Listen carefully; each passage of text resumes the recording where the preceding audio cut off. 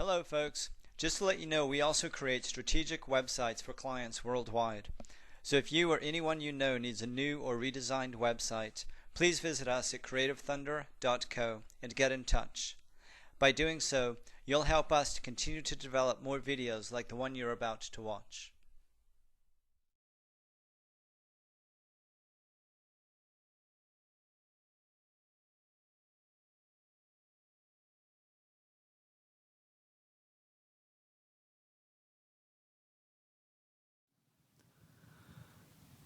Right, just a quick video so that you can see what the skies look like here today.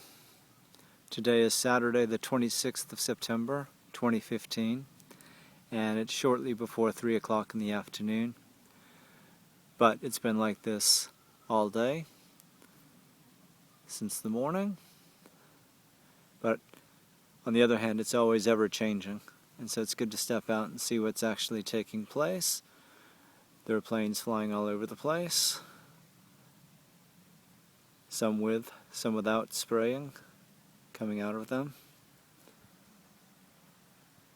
But I just wonder, day in and day out, what is it going to take for people to actually say something and to speak out? How is it that the vast majority of people don't even want to talk about this subject? At what point will they finally decide this sky is not what it should be? Look at this.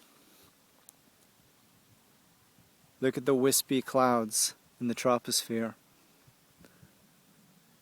If you look over here closely, I don't know if you'll be able to see it in the video. Well, for one thing, you can see an airplane flying, spraying, but also look at the way that the scalar or ELF waves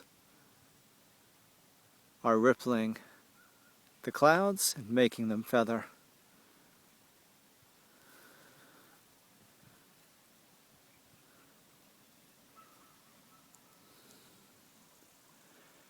It's just getting more and more audacious every day. Just when you think it couldn't possibly get worse, at least without people speaking out, it does get worse.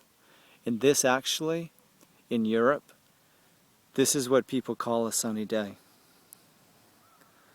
Right? This is what passes. This is what passes for a sunny day these days. And Mufida and I have now, there's another plane flying, you might see in the video. There's another one right there. We've now been traveling for 40 months, and so coming up on 3.5 years, and we've now been traveling in 20 plus countries, and it's like this everywhere we go. Formerly beautiful countries, whether it's living in Tuscany, which we did on an olive tree farm, living in Austria, just south of Salzburg, which we did all this past summer.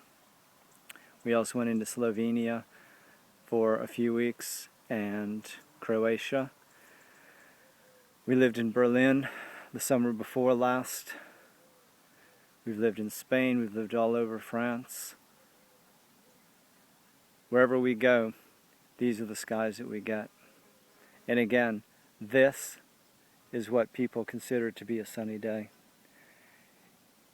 We were met with skies like this in England when we were back this spring, and because people in England are so starved for any semblance of sun, people were calling weather like this glorious and absolutely beautiful weather, and how lucky we were to be back in the UK when it was so beautiful. In truth, it was much worse than what we're seeing today here in France in one sense. The sky wasn't so marked up because it was just pure white, but also something you're not able to see in this video, but which was really, really clear when we were living in the Alps in Austria, is that if you live near anything against which to judge viewing distance,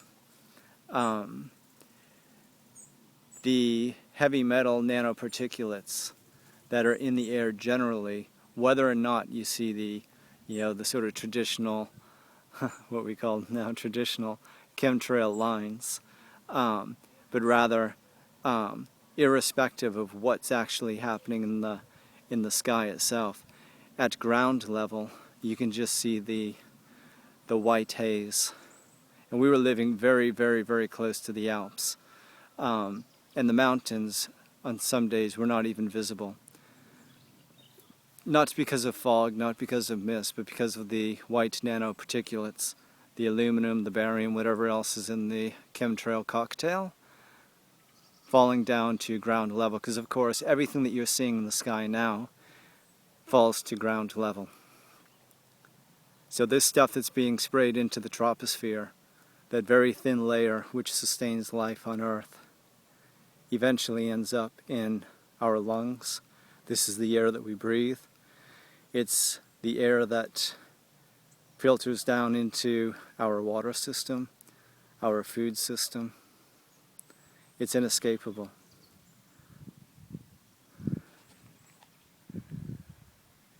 And it's ever changing. Yeah, the particulars are ever changing.